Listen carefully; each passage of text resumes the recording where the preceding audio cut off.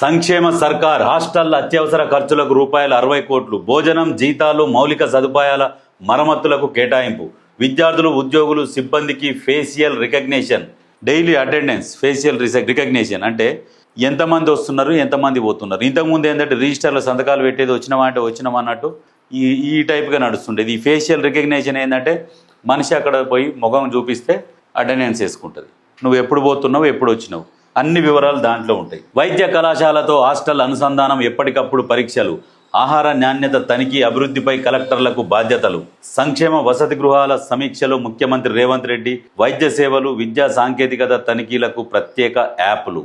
అయితే గురుకులాలకు వైద్య కళాశాలతో హాస్టళ్లతో అనుసంధానం, ఎప్పటికప్పుడు పరీక్షలు. ఇప్పుడు వైద్య కళాశాలల్లో ఇప్పుడు వాళ్ళు కొంతము పేషెంట్ల కోసము ఎదురు చూస్తుంటారు, పేషెంట్ల దగ్గరికి పోతుంటారు. అదేదో ఈ గురుకులాలకు అటాచ్ చేస్తే ఎప్పటికప్పుడు వీళ్ళు వాళ్ళని పర్యవేక్షిస్తుంటారు, వాళ్ళ ఆరోగ్య పరిస్థితులు ఎట్లా ఉన్నాయి, ఏంది అని చెప్పేసి వాళ్ళకు అనుసంధానం చేసే దిశగా ఆలోచిస్తున్నది ప్రభుత్వం.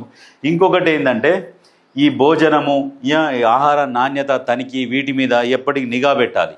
ఏమేమి తెస్తున్నారు, ఏం మంచిగా పెడుతున్నారా లేదా అనేది వీటి మీద కూడా నిఘా పెట్టి సీసీ కెమెరాలు కూడా పెట్టిరు. అయితే ఈ ప్రస్తుతం ఏంటంటే ఈ జీతాలు, మౌలిక సదుపాయాలు, కొన్ని మరమ్మతులు ఉంటాయి, వాటి కోసం తక్షణంగా ఒక 60 కోట్లు రిలీజ్ చేసిరు. రిలీజ్ చేసినాక ఇప్పుడు మేజర్గా ఏంటంటే వాళ్లకు ఎంతసేపటికి సరైన ఆహారం అందుతుందా లేదా. ఇప్పుడు ఏం చేస్తారంటే ఈ కాంట్రాక్టర్లు నాసిరకం కూరగాయలు తెస్తారు. నాసిరకం కూరగాయలు అంటే కూరగాయల నాసిరకం ఏందని మీరు అనుకుంటుండొచ్చు. ఈ పుచ్చు అయినాయి, ఈ మెత్తబడ్డాయి, ఖరాబ్ అయినాయి, లాస్ట్కి ఏం చేస్తారు, ఇవన్నీ తీసుకొని వచ్చి తక్కువ ధరకు తీసుకొని వస్తారు, అందులో వండి పడేస్తారు. వీటి మీద నిఘా పెట్టాలి. అవి పెట్టడం వల్ల ఆరోగ్యాలు ఖరాబ్ అవుతాయి పిల్లలకి.